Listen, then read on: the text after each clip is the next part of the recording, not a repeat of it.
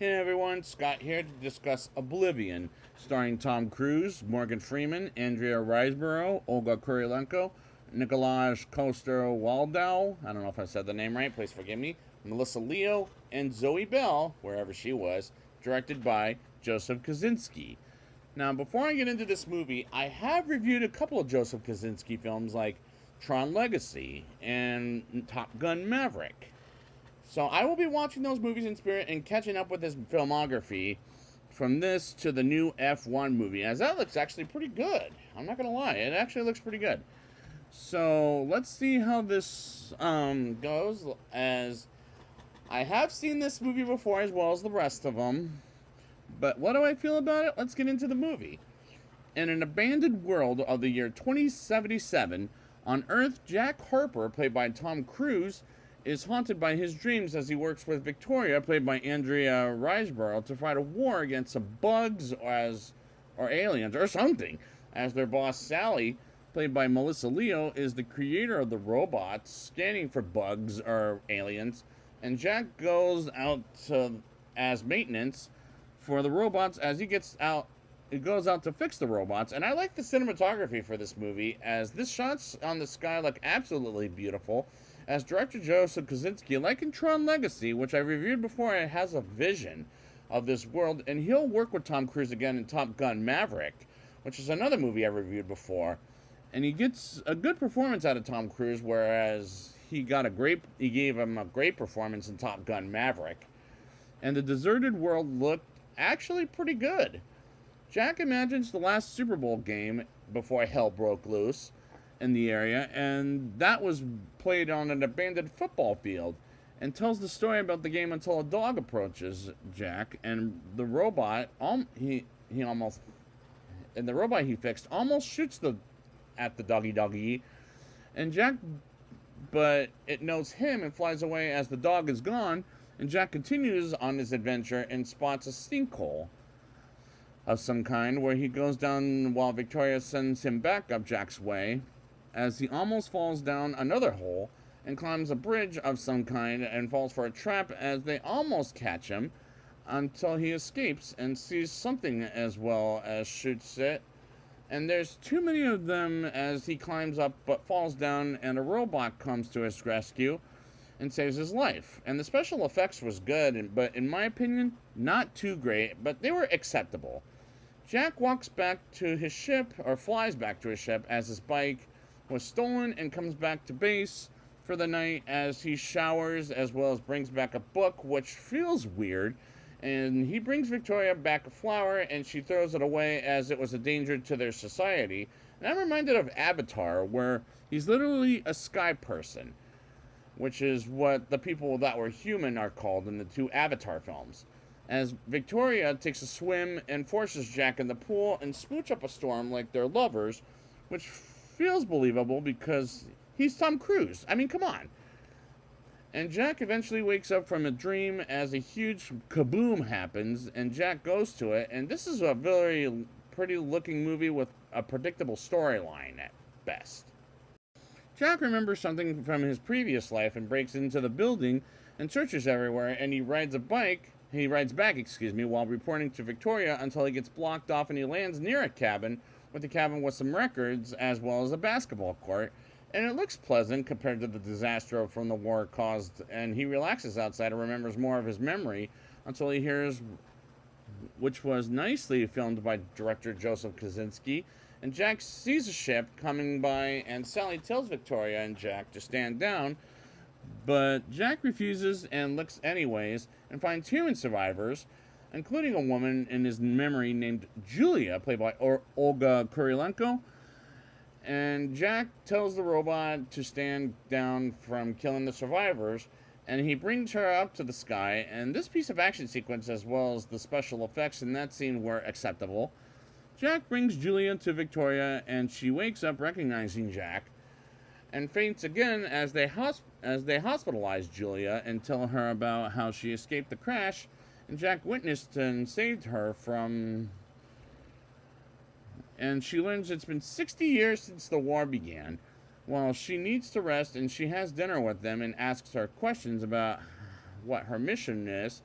and she refuses to answer the questions as Jack tells her about it, and Julia suddenly starts to laugh and leaves the dinner table, and Victoria wants her gone first thing in the morning because she doesn't know who nor what she is. And morning comes in the next scene, and Jack sees Julia awake, and she stares outside as Julia wants to go back to her ship and show him what happened to her. And all of a sudden, Jack with Julia back gets Julia back to the ship, while Victoria can't protect him anymore, which is a heartbreaking scene of Victoria to say such a thing. And I like Jack and Julia as characters more than Victoria and Sally at this point. Jack and Julia find a thing on Julia's ship and bumps into some villagers led by Beach, B-E-E-C-H, played by Morgan Freeman. And he's always a great presence as Jack wakes up and hears the voice of Beach and tells him he's been watching him, as well as he's curious. People show up, and am I the only one who was thinking Dances with Wolves as well as Avatar when Jack sees the villagers?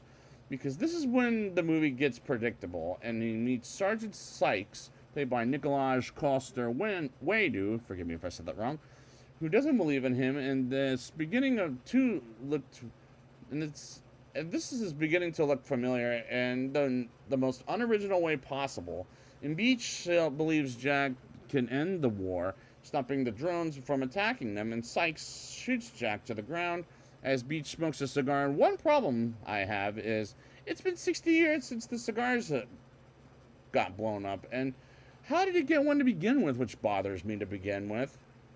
Sally sends some drones to their location, and Sykes shoots it dead, while Jack tells Beach he can throw them off if they let Jack and Julia go, as he does, while Sykes thinks that he's endangering everybody's lives, as Victoria sends Jack's ship back to him, as Jack asks Julia who she is and what her mission is, as she explains everything to him, as well as Julia is Jack's wife.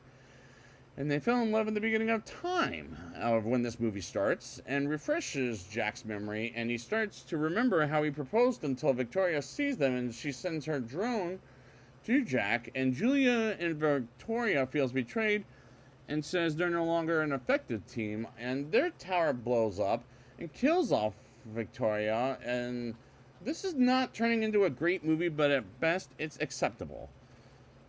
Julia shoots the drone down and meets Sally by the computer and says it's time to come home, and he decides to leave with Julia while he's upset she lied to him, and rides across lightning to blow off the drones, and they're in their tail, and they beat the drones down and they get shot down, and that was a cool action sequence as they're stuck in the desert until they find someone who happens to be Jack, asking a clone as the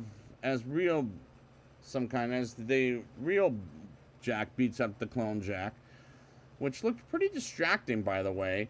Julia has been shot as Jack lays her down, and she holds her on and leaves her behind, and he flies her back home in the sky, which finds a different Victoria, and he tries to convince her to go outside, which was confusing enough as it is, and he goes back for Julia, and he takes her to the forest home with the basketball court, as she wakes up, in which Jack is with the rest for the rest of the movie. That confused me, and she brings up their future and where they live and get buried at, and that was a sweet acted scene, as that may be their best chemistry scene together between Tom Cruise and Olga Kurylenko.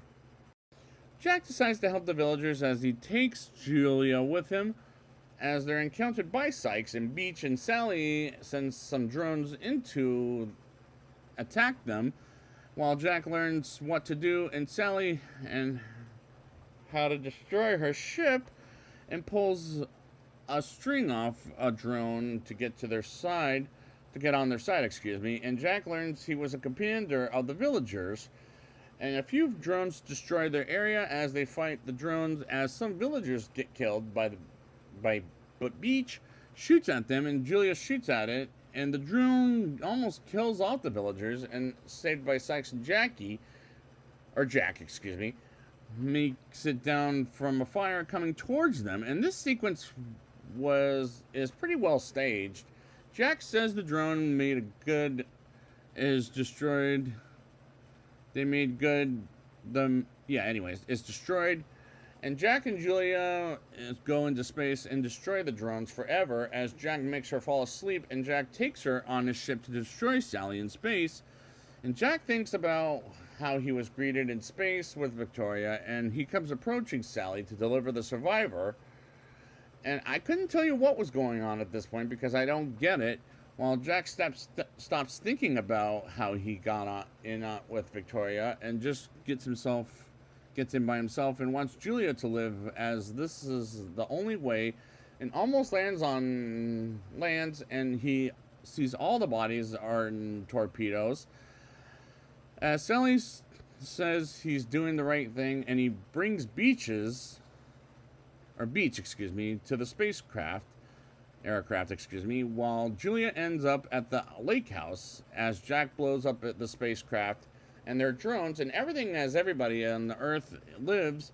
And Julia has a kid of her own, and they see of the other villagers with Jack. And this climax is an improvement over Tron Legacy, which I reviewed before.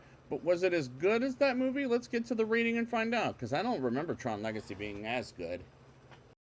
I'll give this movie a 6.6 out of 10. Director Joseph Kosinski does have a vision like he did with Tron Legacy, which I reviewed before, but he gets his good performance out of Tom Cruise, whereas in Top Gun Maverick, he was great, and the cinematography is absolutely beautiful, and the performances were actually surprisingly pretty good from the other actors as well as Tom Cruise. The special effects were acceptable, and the movie was sometimes predictable as far as storyline was concerned, as there's so much Avatar, Dances with Wolves, and so many other movies about a white guy saving the world from something evil and saves other races, which can get tired after a while, but this is a pretty looking movie. Is this movie forgettable? Yes, as I forgot about it until I watched it for the show on the first viewing. But is this a great movie? Absolutely not. But I like it. And this is a recommendation for this movie, and despite I've seen it before and forgot about it since, I believe, theaters when it came out back in 2013. So it was good to return to it 12 years later, leading up to F1. But to be fair, this is an improvement over Tron Legacy, and we'll see how Mr. Kosinski's career looks after when I finish reviewing F1. So I would like to thank you guys for joining me, and I will be back with, I believe it's Only the Brave, and until then, touchdown.